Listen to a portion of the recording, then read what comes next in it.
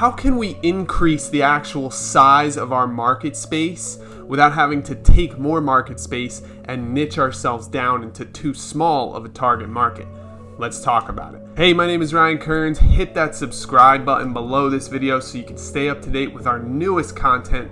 We're uploading twice a week, really valuable, high quality marketing strategies so that you can go out there and absolutely dominate the competition and become the go-to source in your industry, and you don't want to miss out. Trust me, hit that subscribe button below this video. Also, hit the like button while you're down there so that YouTube knows we're making awesome content that can help you really grow your business, get more leads, sales, and revenue today. And let's get started. Look, there's this huge myth, there's this huge thing with online marketing where people constantly tell you you have to niche down. Riches are in the niches. You have to have a very specific target market. That's the only way to grow online. And I'm here to tell you that that's nonsense, okay?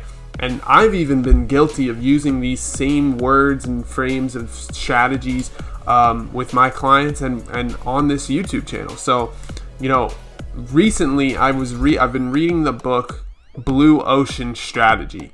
And if you don't know what that book is, you've got to check it out. Really great book. Or you can just subscribe to this YouTube channel because we're going over all of the different frameworks and strategies from Blue Ocean Strategy so that you can really become the only person in your industry, an industry of one, right? You're creating a brand new market space that doesn't already exist so that people will flock to you and your business will absolutely crush it because of it, okay? So look, you don't need to be the most niche. You don't have to make the smallest target market ever, right?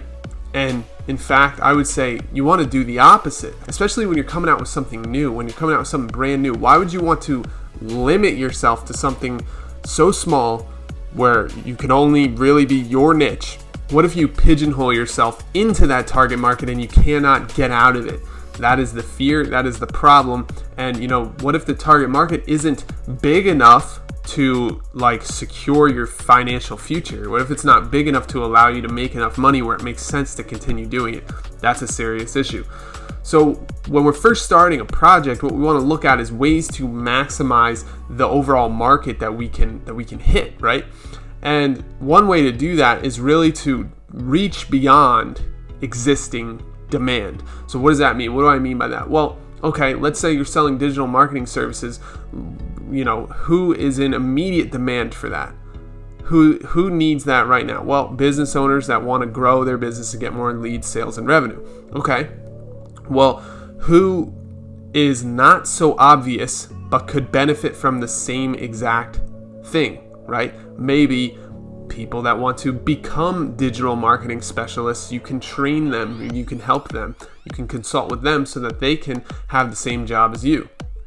Okay, so that would be like a non-customer. It would be like a way to reach beyond the existing demand that you know of in your market and think of other areas where people can actually benefit from the products and services that you create, but that are not in the immediate obvious customer group. Okay, we call these people non-customers. And if you position your business correctly, you can actually, you know, convert a whole bunch of non-customers that wouldn't otherwise be in your market. Let me give you an example.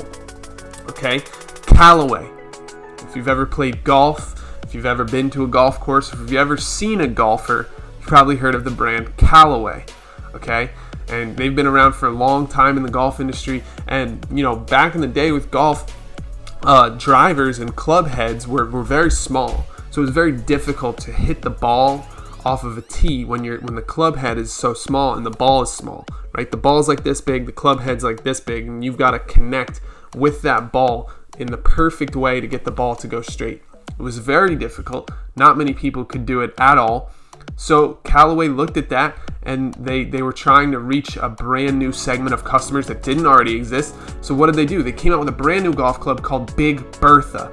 Okay, and Big Bertha had a big club head. Okay, so now that golf club could hit the tiny ball a lot easier.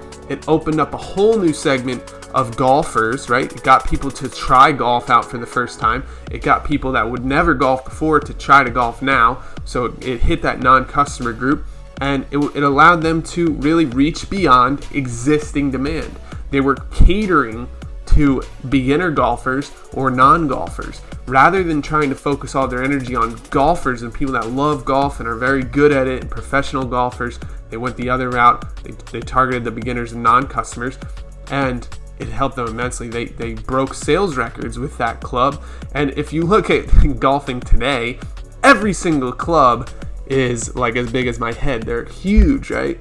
The drivers anyway. They have big giant club heads, just like Big Bertha did way back when they first did that for the first time. So they didn't only, capture a whole new market segment. They created a brand new trend. They created a new thing that every company followed suit, and now there's more options to choose from for the end consumer. Okay, so that's one huge way. Now, in order to do this, in order to focus on non-customers, in order to focus on the non-obvious groups so that you can reach beyond existing demand, there's two things you have to do. Okay, the first thing, both of them are really challenging the status quo and going against what people are telling you constantly. The first one is the status quo that you need to focus on existing customers. Now, I'm very guilty. I'll be the first to say I've said that before on this channel. Why? Because existing customers are 5 to 6 times easier to convert than new customers. So a lot of people say focus on existing customers. Well, that was before I read Blue Ocean Strategy. Now I understand that yes, you should focus on existing customers, obviously, but also you don't need to predicate your entire strategy on that. You need to focus on non-customers, people that aren't even already in your target audience. If you can find a way to get people interested in what you offer by offering them something that's a beginner's choice or some kind of leeway, some kind of segue that takes people from never having even heard of your market into being introduced into a brand new industry, that's when you can open up the floodgates and hit a whole bunch of customers that your industry is not even thinking about, not even working with, and it can really explode your business. So that's the first status quo you have to challenge, is that focus on existing customers doesn't need to be the case from the beginning. If you focus on non-customers, and people that would never be a customer of your industry, and how you can help them achieve their goals, desires, and think of the end user, then you can actually catapult yourself ahead. Number 2 is to drive for finer segmentation to accompany buyer differences. You see this all the time now. Everything needs to be personalized. Everything needs to be unique. Everything needs to be, segmented. And marketers talk about segmentation all the time. We look for different ways to segment buyers so that we can serve them the right solution at the right time and we can get the most conversions, right? It's a very known strategy in the playbook of marketers around the world, but I'm here to tell you that with Blue Ocean Strategy, you really don't want to focus on greater segmentation.